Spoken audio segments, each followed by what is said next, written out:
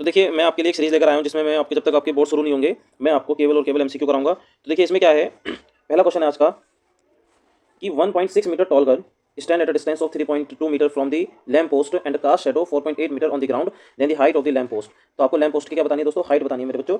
तो देखिए हाइट बताने के लिए हमें क्या करना पड़ेगा, सबसे पहले हम इसका फिगर बनाएंगे। क्या बनाएंगे, इसका फिगर बनाएंगे। और देखिए ये क्या है, ये है आपके पास लैम्प पोस्ट। क्या है लैम्प पोस्ट, इसको हम पीक्यू कह देते हैं। क्या कहते हैं, पीक्यू। ये आपका लैम्प पोस्ट हो गया। अब लैम्प पोस्ट से 3.2 मीटर की डिस्टेंस पर तो लड़की खड़ी है। लड़की क्या हो गई, ए बी हो गई। लड़की क्या हो गई, ए बी। उसकी जो शैडो बन रही है वो 4.8 मीटर की है और उसकी जो हाइट है वो 1.6 मीटर है। तो देखिए जब हम इसको मिलाएंगे तो देखिए क्या बन रहा है, दो ट्रायंगल बन रहे हैं। एक ट्रायंगल बन रहा है ए ओ बी। एक ट्रायंगल कौन सा बन रहा है दोस्तों, एक ट्रायंगल बन रहा है ए ओ बी, और दूसरा जो ट्रायंगल बन रहा है वो बन रहा है पी ओ क्यू। क्या बन रहा है, पी ओ क्यू। इन दोनों में क्या लगाएंगे, सिमिलरिटी लगाएंगे। क्या लगाएंगे, similarity. Triangle A O B similar triangle P O Q. क्यों होंगे ये सिमिलर ट्रायंगल, देखिए एंगल ओ जो है, एंगल ओ दोनों में कॉमन है। एंगल ओ जो है, एंगल ओ वो दोनों में कॉमन है। और ये एंगल 90 डिग्री यानी angle A B O is equal to angle P Q O दोनों ही 90 डिग्री हैं। तो क्या होगी, डबल ए से सिमिलर हो गई। किससे सिमिलर हो गई, डबल ए से। अब जब ये डबल ए से सिमिलर हो गए तो हमें पता है दोस्तों कि जो सिमिलर ट्रायंगल होते हैं उनकी कोरेस्पोंडिंग साइड का जो रेशियो होता है वो भी कैसा होता है, बराबर होता है। जो कोरेस्पोंडिंग साइड का रेशियो होता है बराबर होता है। तो हम कौन सी दो कोरेस्पोंडिंग साइड लेंगे इनकी, हम लेंगे इनकी देखिए ओ बी। एक तो लेंगे हम क्या, ओ बी। क्या लेंगे, ओ बी के साथ क्या लेंगे, P Q, O Q sorry. तो ओ बी के साथ क्या लेंगे हम, ओ क्यू। तो O B upon O Q is equal to A B upon P Q. तो देखिए दो करस्पॉन्डिंग साइड का रेशियो आ गया, O B upon O Q is equal to P Q A B upon P Q. तो अब अगर हम करना चाहें इसको आगे सॉल्व तो इसकी वैल्यू पुट कर देंगे डायरेक्ट। तो देखिए ओ बी की वैल्यू क्या है, ओ बी की जो वैल्यू है वो क्या है, ओ बी की वैल्यू है 4.8 अपॉन, और जो ओ क्यू की वैल्यू है, ओ क्यू की वैल्यू क्या है, ओ बी की वैल्यू है 4.8 और ओ क्यू की वैल्यू 4.8 प्लस 3.2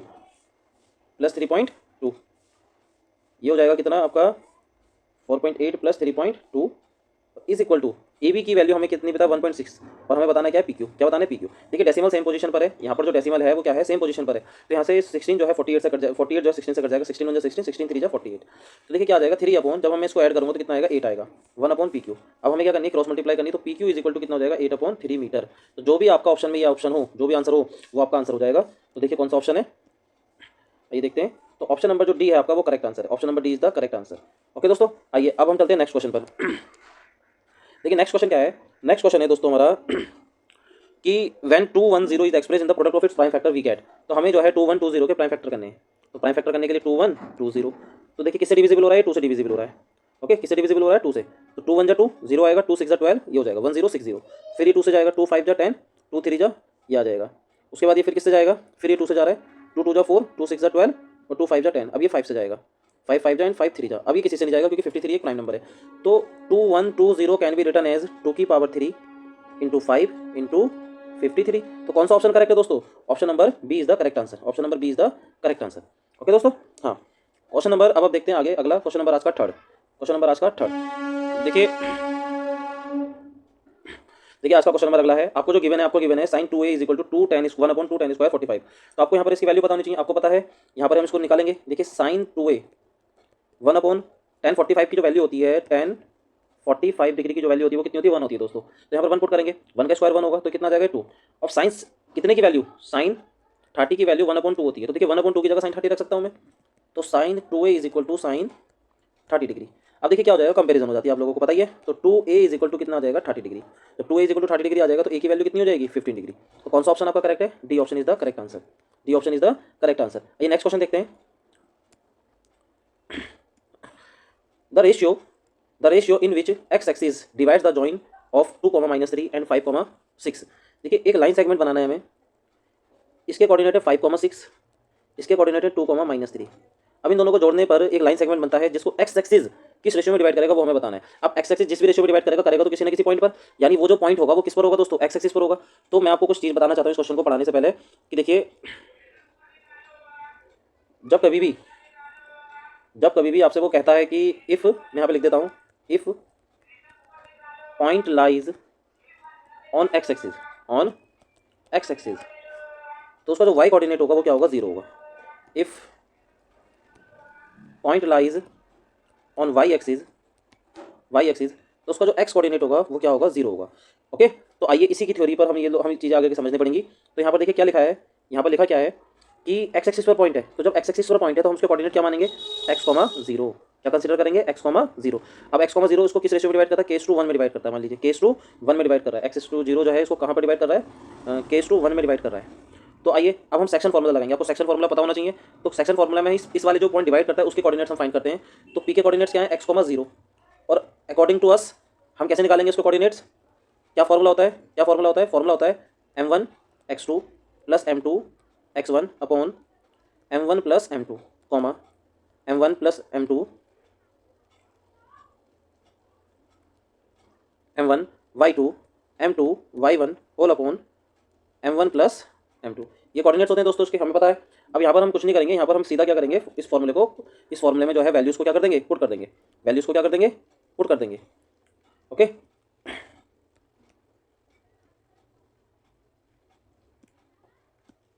वैल्यूज़ को क्या करेंगे हम, पुट करेंगे। तो देखिए किसके कोऑर्डिनेट निकाले थे हमें, एक्स कॉमा जीरो के। तो हमें पता है यहाँ पर m1 की वैल्यू कितनी है, देखिए दोस्तों m1 की जो वैल्यू है वो कितनी है k, x2 कितना है, x2 है 5 प्लस m2 कितना है 1 और x1 कितना है 2 whole upon k plus 1 comma.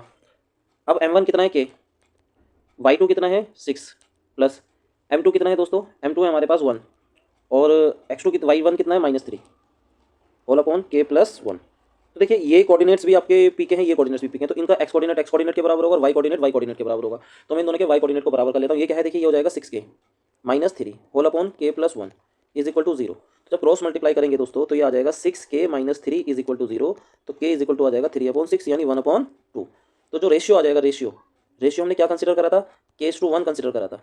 k की वैल्यू पुट करेंगे 1:2, तो क्रॉस मल्टीप्लाई हो जाएगी तो कितना आ जाएगा 1:2 आ जाएगा। आपका आंसर देख लीजिए ऑप्शन में कौन सा करेक्ट आंसर है आपका।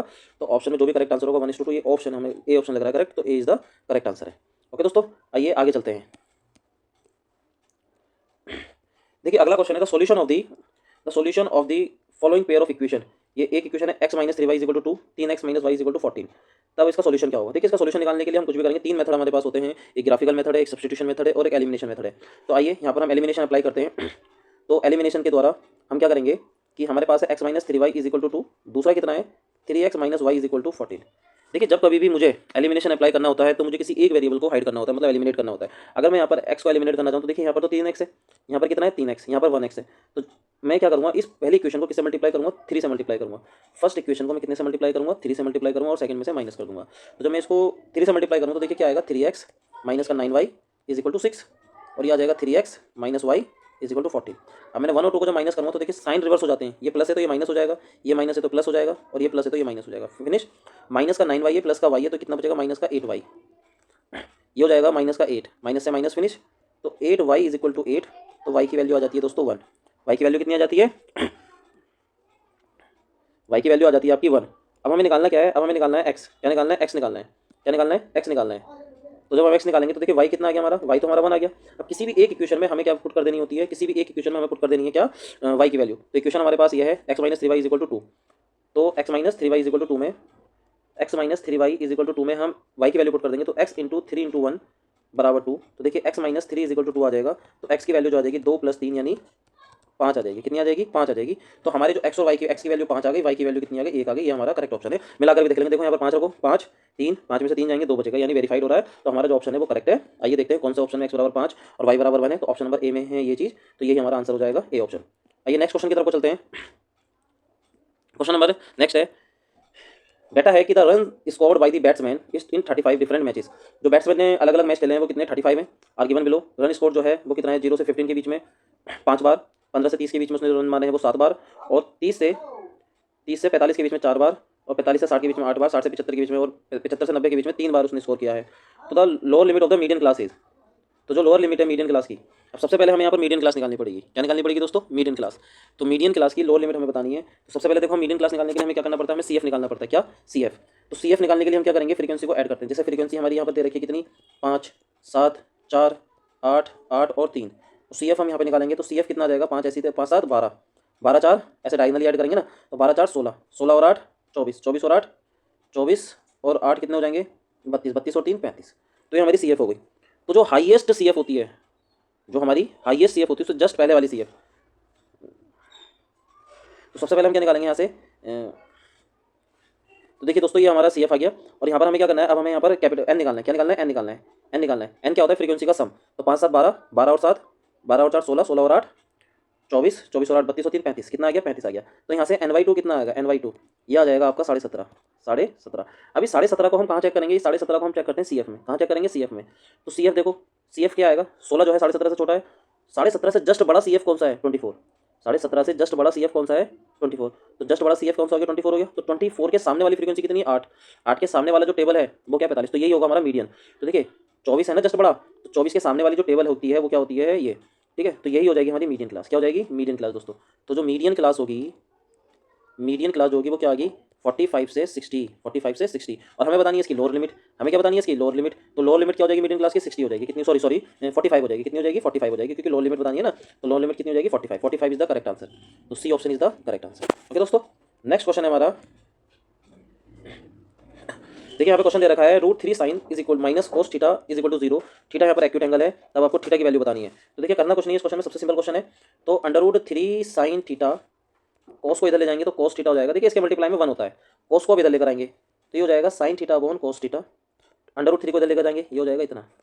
साइन और cos मिलाकर आपने यहाँ पे क्या बना रहा है, क्या बना रहा है, tan थीटा। tan थीटा बराबर 1 अपॉन √3। तो देखिए कितने की वैल्यू ये होती है, ये होती है आपकी tan 30, यानी tan 30 की जो वैल्यू होती है वो होती है 1 अपॉन √3। तो थीटा यहाँ पर कितना आ जाएगा, 30 डिग्री आ जाएगा, कितना आ जाएगा 30 डिग्री। तो ए ऑप्शन आपका करेक्ट आंसर है। ओके दोस्तों, नेक्स्ट देखेंगे। नेक्स्ट में आपसे क्या कह रहा था, ratio of the outer and inner perimeter of the circular path is 23:22। If the path is 5 metre wide, the diameter of the inner circle. देखिए क्वेश्चन क्या है, क्वेश्चन को ध्यान से समझिए। एक आउटर सर्कल है इसमें और एक इनर सर्कल है। ओके, आपको जो दे रखा है वो आउटर सर्कल का पेरीमीटर और इनर सर्कल का पेरीमीटर का जो रेशियो है वो दे रखा है। ओके, मैं मान लेता हूँ कि इसकी जो रेडियस है वो R1 है, इसकी जो रेडियस है वो R2 है। देखिए सर्कल का जो पेरीमीटर होता है, अगर मैं आपसे बात करूँ यहाँ पे पेरीमीटर ऑफ द सर्कल की, तो देखिए मैं कुछ पेज लेना चाहूँगा आपसे सारी चीज़ें समझाने के लिए।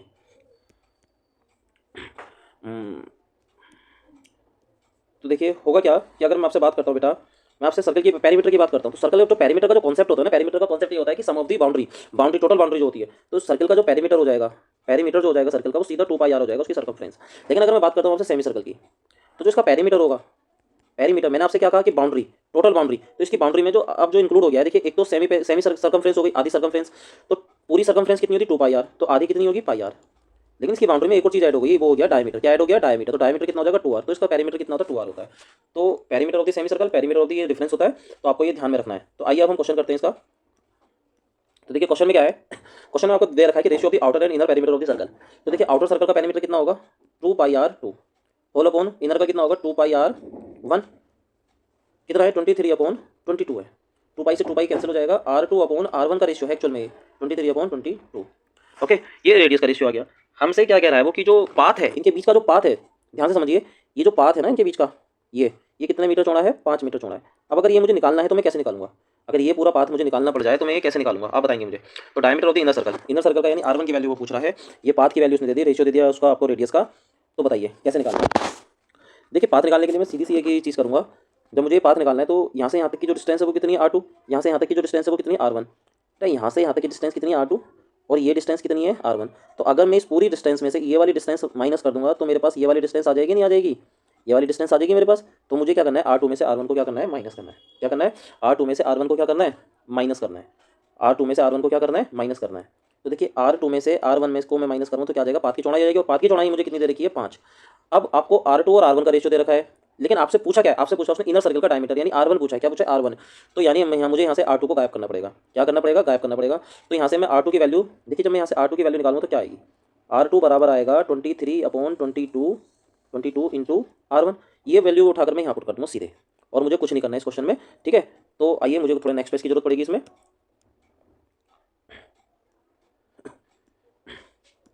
तो देखिए करना क्या है मुझे, मैंने आपसे क्या कहा था अभी कि मैं उठा के यहाँ पर पुट कर दूंगा। तो R2 की वैल्यू कितनी है 23R1/22 माइनस का R1 इज इक्वल टू 5।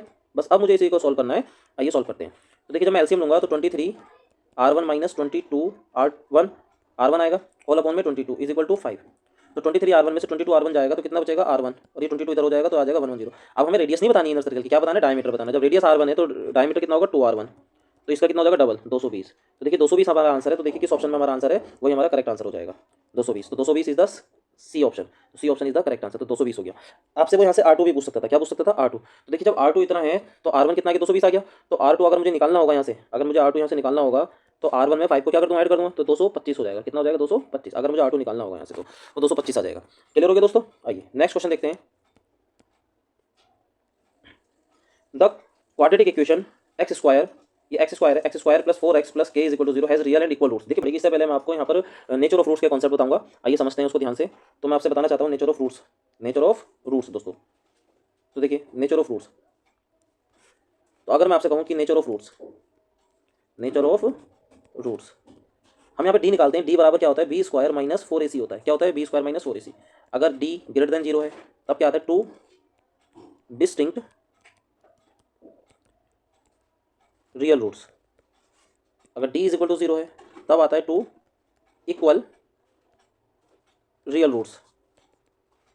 अगर डी की वैल्यू लेस देन 0 है तब क्या आती है, नो रियल रूट्स। क्या आता है, नो रियल रूट्स। क्या आता है, नो रियल रूट्स आता है। अगर डी जो है वो आपका क्या नाम है, आपका जो डी है वो क्या है, लेस देन 0 है, तब क्या आता है आपके पास, नो रियल रूट्स आता है। क्या आता है, नो रियल रूट्स आता है। ओके, तो ये कंडीशन समझ लिया आपने। क्या है कंडीशन, कि आपका जो डिस्क्रिमिनेंट होता है वो बी स्क्वायर माइनस 4ac होता है। अगर डी की वैल्यू पॉजिटिव है तो 2 डिस्टिंक्ट रियल रूट्स होंगे आपके। क्या होंगे, 2 डिस्टिंक्ट रियल रूट्स होंगे। अगर D greater than D is equal to 0 है तब 2 इक्वल रूट्स होंगे। और अगर डी की वैल्यू नेगेटिव है तब कोई भी रियल रूट्स आपका नहीं होगा, कोई भी रियल रूट्स आपका नहीं होगा। आइए क्वेश्चन समझते हैं। देखिए दोस्तों, अब इस क्वेश्चन को समझते हैं। मैंने आपको कॉन्सेप्ट समझा दिया, इस क्वेश्चन को समझते हैं। क्या पूछ रहा है कि क्वाड्रेटिक इक्वेशन है x square plus 4x plus k has real and equal roots. तो रियल एंड इक्वल रूट्स के लिए कंडीशन क्या होती है, डी इज इक्वल टू 0। तो B square minus 4ac is equal to 0 हो जाएगा। बी की वैल्यू कितनी है, 4 स्क्वायर, ए की वैल्यू 1 है, सी की वैल्यू के है, इज इक्वल टू 0। तो 16 माइनस का 4k इज इक्वल टू 0। तो ये आ जाएगा कितना, 4k इज इक्वल टू 16। तो के की वैल्यू कितनी हो जाएगी, 4 हो जाएगी। के की वैल्यू कितनी हो जाएगी, 4 हो जाएगी। तो C option is the correct answer. C option क्या हो गया आपका, करेक्ट आंसर हो गया। आइए अगले क्वेश्चन पे चलते हैं। अगला क्वेश्चन क्या था, mean of the frequency, the mean of a frequency distribution is. आपको मीन जो दे रखा है वो 8.1 दे रखा है, यानी इस बार आपको मीन गिवन है 8.1। एफ आई कितनी है आपकी 20, एफ आई एक्स आई कितना है इतना। तो के की वैल्यू फाइंड करनी, तो आपको पता है कि जो मीन का फॉर्मूला होता है वो क्या होता है, एक्स बार बराबर summation F I x I upon summation F I. अब यहाँ पर इसको आपको 8.1 गिवन है, summation F I x I 132 plus का 5k और समेशन एफ आई कितना है 20। तो आइए अब हम इसकी क्रॉस मल्टीप्लाई करते हैं। जब इसकी क्रॉस मल्टीप्लाई करेंगे तो ये हो जाएगा, देखिए 81 2 जा 2 1 जा 2 168 इज इक्वल टू 132 प्लस का के। तो के की वैल्यू जो आ जाएगी 162 माइनस 132 आ जाएगी। तो के इज इक्वल टू कितना आ जाएगा, देखिए ये आ जाएगा 0 और ये 3 30 डिग्री, सॉरी 5k है, कितना है 5k, यहाँ पर थोड़ी मिस्टेक हो गई, 5k कितना है ये 5k 5k। तो 5k इधर आएगा तो 5k, तो k इज इक्वल टू कितना हो जाएगा 30/5 यानी 5 6 तो k की वैल्यू कितनी आ रही है 6 आ रही है दोस्तों। तो D option is the correct answer. आइए नेक्स्ट क्वेश्चन देखते हैं। ABCD is a trapezium. ABCD क्या है, एक ट्रेपेजियम है। आपको पता है ट्रेपेजियम ऐसे बनता है और AD जो है वो BC के पैरेलल है। ABCD जो AD है वो BC के पैरेलल है, AD BC के पैरेलल है। तो हमें थोड़ा इसको अलग तरीके से नाम देना पड़ेगा, इसको हमें अलग तरीके से थोड़ा नाम देना पड़ेगा। तो क्या आ जाएगा, AD is parallel to the BC। तो ये हो जाएगा ADBC, तो ABCD। तो AD जो है वो BC के पैरेलल है। AD जो है अब कितनी 4 सेंटीमीटर, ये कितनी है 4 सेंटीमीटर, कितनी है 4 centimetre. And BD intersect each other, जो BD है BD एंड AC आपस में एक दूसरे को इंटरसेक्ट करते हैं ऊपर, कहाँ पर, ऊपर। सच डैट कि AO अपॉन, आपको गिवन है AO upon OC is equal to DO upon OB is equal to 1/2। तब आपसे क्या पूछ रहा है, वो BC पूछ रहा है। क्या पूछ रहा है आपसे, BC पूछ रहा है। क्या पूछ रहा है, BC पूछ रहा है। देखिए ये दोनों लाइनें, अब ध्यान से समझना बच्चों, ये दोनों लाइनें एक दूसरे के क्या है, पैरेलल है। ये दोनों लाइनें एक दूसरे के क्या है, पैरेलल है। अब पैरेलल होती हैं तो अल्टरनेट इंटीरियर एंगल आपस में इक्वल होंगे। अल्टरनेट इंटीरियर एंगल आपस में कैसे होंगे, इक्वल होंगे। अगर मैं केवल इन दो ट्राइंगल की बात करूं, मैं केवल इन दो ट्राइंगल की बात करूं तो इसको मैं एंगल 1, इसको 2, इसको 3, इसको 4, ठीक है, इसको 4 मान लेता हूं। तो देखिए यहाँ पर जो एंगल 1 है वो एंगल 2 के 3 के बराबर होगा, नहीं होगा। Angle 1 is equal to angle 3, angle 2 is equal to angle 4। तो देखिए डबल ऐसे या ट्रिपल ऐसे जो भी, क्योंकि वर्टिकल अपोजिट एंगल हो जाएंगे अपने आप में।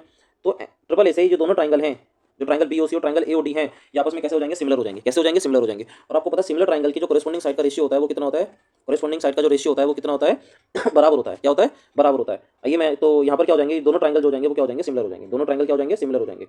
तो जब दोनों ट्राइंगल सिमिलर हो जाएंगे दोस्तों ये, तो यहाँ पर मैं लिख सकता हूँ triangle AOD similar triangle BOC by triple A से, जिनकी कॉरेस्पॉन्डिंग साइड AO के कॉरेस्पॉन्डिंग क्या होगी OC, DO या OD, इसकी कॉरेस्पॉन्डिंग साइड क्या हो गई BO, ठीक है, बराबर 1/2 की बने। तो ये किसके बराबर होगा, देखिए AO है ना, तो ये बराबर होगा किसके, AD अपॉन BC के। अब AD अपॉन BC की जो वैल्यू है वो कितनी हो गई, 1/2। आपसे पूछा क्या है, आपसे पूछा है इन्होंने BC और आपको AD की बने, क्या बने AD कितनी है 4, कितनी है AD 4। तो 4/BC इज इक्वल टू 1/2। तो क्रॉस मल्टीप्लाई करेंगे तो BC की वैल्यू आ जाएगी 8 सेंटीमीटर। कितने सेंटीमीटर, 8 सेंटीमीटर। तो आपका करेक्ट ऑप्शन कौन सा हो जाएगा, 8, C option is the correct answer. Okay दोस्तों, आइए नेक्स्ट क्वेश्चन देखते हैं अब। Volume of two spheres are in the ratio 64:27, the ratio of their surface areas. तो कोई बहुत बड़ी बात नहीं है, तो दो वॉल्यूम्स का रेशियो, वॉल्यूम क्या होता है स्पेयर का 4/3, एक की रेडियस r1 दूसरी की r2 मान लेते हैं, तो 4/3 पाई r1 क्यूब, 4/3 पाई r2 क्यूब, देखिए 4 ये सब फिनिश हो जाएगा, r1/r2 का होल क्यूब, ये किसके बराबर है, क्योंकि वॉल्यूम का रेशियो किसके बराबर है 64/27 के। 64 को मैं लिख सकता हूँ 4/3 का होल क्यूब लिख सकता हूँ इसको मैं, क्योंकि 4 का क्यूब 64 हो जाएगा, 3 का क्यूब 27 हो जाएगा। तो देखिए कंपैरिजन हो जाएगी, तो r1/r2 का जो रेशियो आ जाएगा वो 4/3 आ जाएगा। ओके, अब आपसे पूछा क्या है, आपसे पूछा है देयर सरफेस एरिया का रेशियो। एक का पहले का सरफेस एरिया क्या होगा 4 पाई r1 स्क्वायर, 4 पाई r2 स्क्वायर, 4 पाई से 4 पाई फिनिश, बचा क्या r1/r2 का होल स्क्वायर बचा, होल स्क्वायर, यही वैल्यू पुट कर दो, तो क्या हो जाएगा आंसर, देखिए आंसर हो जाएगा आपका 4/3 का होल स्क्वायर यानी 16/9। देखिए 16/9 कौन सा रेशियो है, ये D option is the correct answer.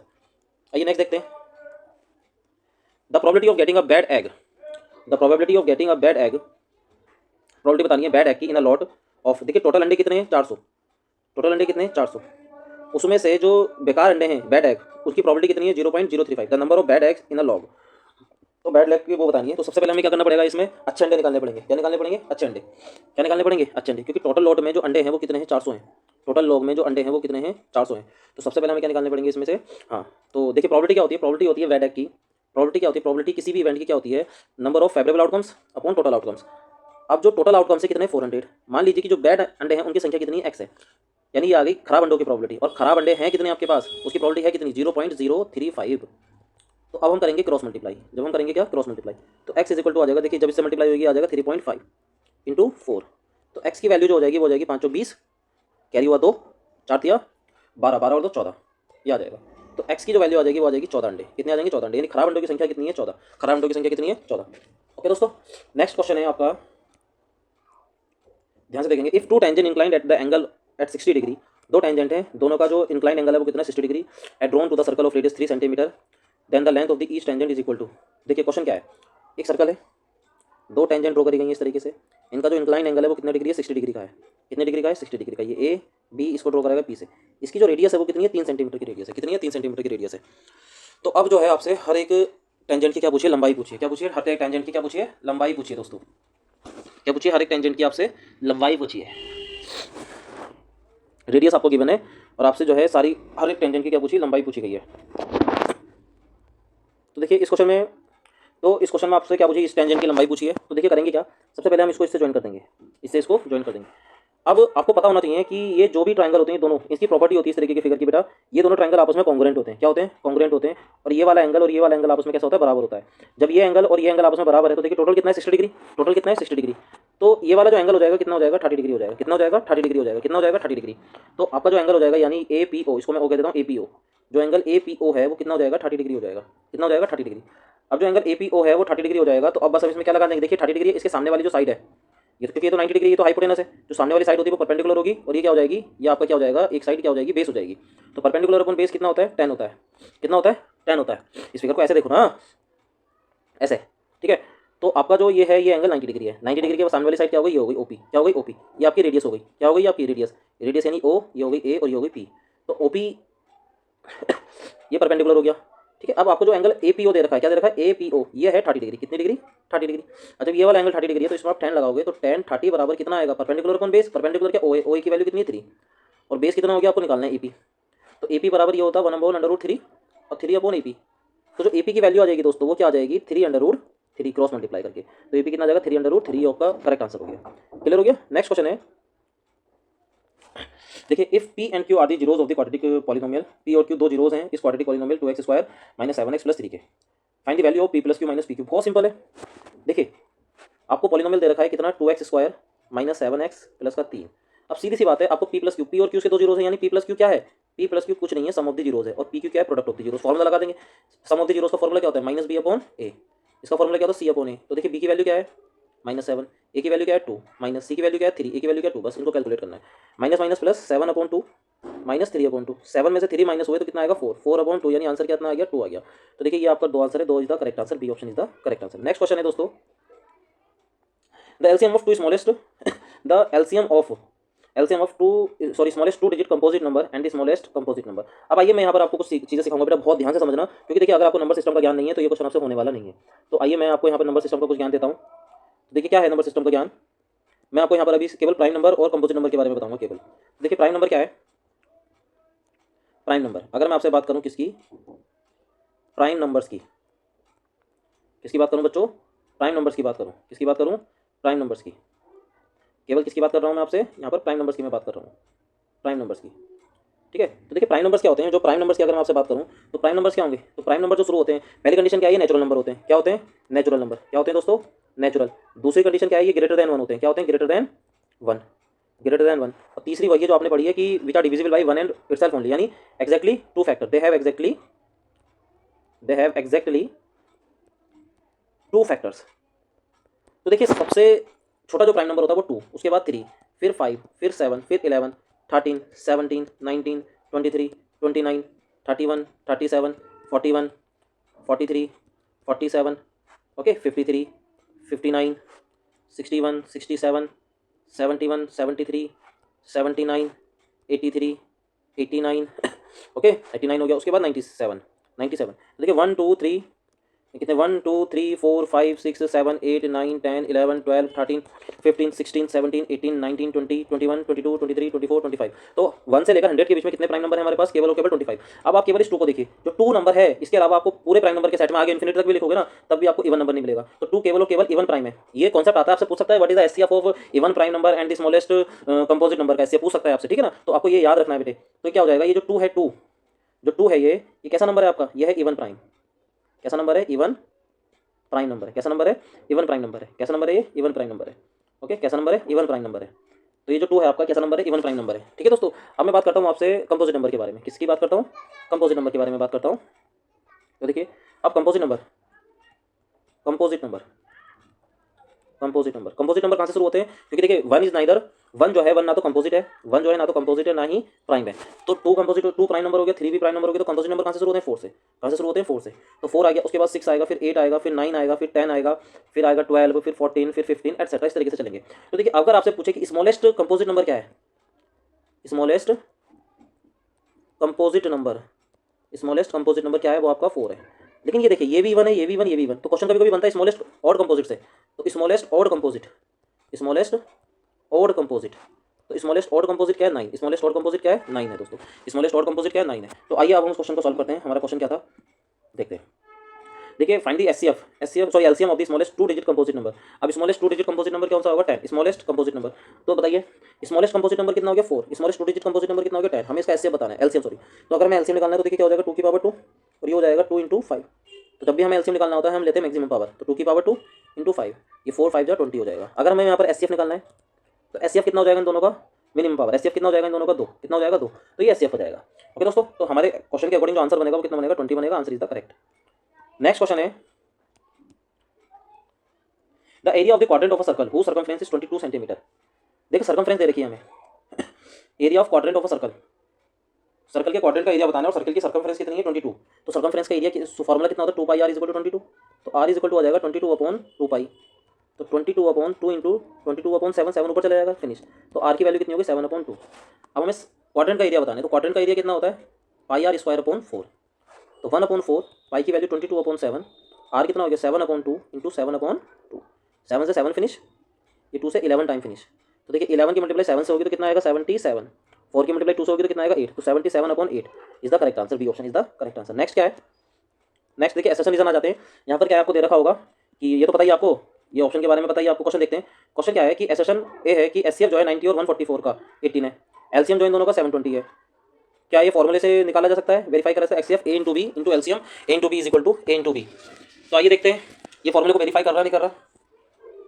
तो सबसे पहले हम ये चेक करते हैं कि हमारा एसेशन जो है वो करेक्ट है भी या नहीं है। आइए चेक करते हैं। चेक करने के लिए सबसे पहले मैं क्या लूँगा, एक पेज लूँगा क्योंकि यहाँ जगह नहीं है।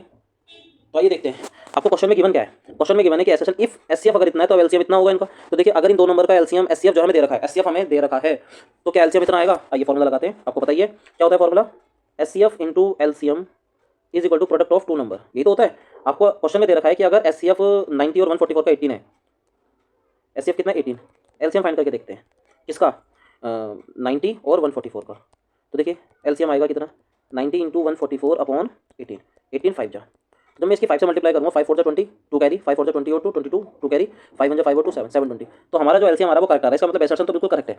तो रीजन क्या है, रीजन इन्होंने फॉर्मुला दे रखा था जो हमने यूज़ करा है, तो उसकी हेल्प से ये आंसर आ रहा है। तो इसका मतलब हमारा रीजन बिल्कुल करेक्ट है, यानी हमारा इसके अकॉर्डिंग जो हमारा ऑप्शन होगा वो कौन सा ऑप्शन होगा दोस्तों, A option. A option is the correct answer, A option is the correct answer, A option is the correct answer. ठीक है दोस्तों, A option is the correct answer. Next question है ये the point 0,4 lie on the Y axis. देखिए यहाँ पर मैंने आपसे कहा था कि अगर आपका पॉइंट वाई एक्सिस पे लाई करेगा तो उसका एक्स क्या है, 0 है। एक्स क्या होगा, 0। अगर वाई एक्सिस पे लाई करेगा तो उसका अगर पॉइंट वाई एक्सिस पे लाई करेगा तो उसका एक्स 0 होगा, अगर एक्स एक्सिस पे लाई करेगा तो उसका वाई 0 होगा। तो ये पॉइंट जो है ये कह रहे हैं कि 0,4 है, लाइज ऑन वाई एक्सिस 0, बिल्कुल 100% ट्रू हो गया कि जब 0,4 है तो वाई एक्सिस पे लाई करेगा। The Y coordinate of the point on the X axis is 0।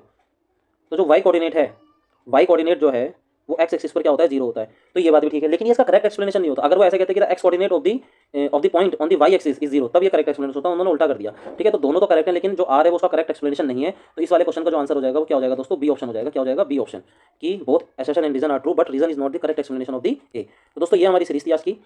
उम्मीद करता हूँ कि आपको पसंद आई होगी, और आपको मुझसे कुछ भी चाहिए ये पीडीएफ नोट्स मेरे व्हाट्सअप चैनल पे मिल जाएंगे। ठीक है, मैं व्हाट्सअप चैनल पर जो है अपना लिंक डाल दूँगा बायो में, सॉरी इसमें डिस्क्रिप्शन में। आप वहाँ से मेरे व्हाट्सअप चैनल को ज्वाइन करके इसकी पीडीएफ क्या कर सकते हैं, डाउनलोड कर सकते हैं दोस्तों। तो उम्मीद करता हूँ कि आपको पसंद आई होगी। थैंक यू दोस्तों।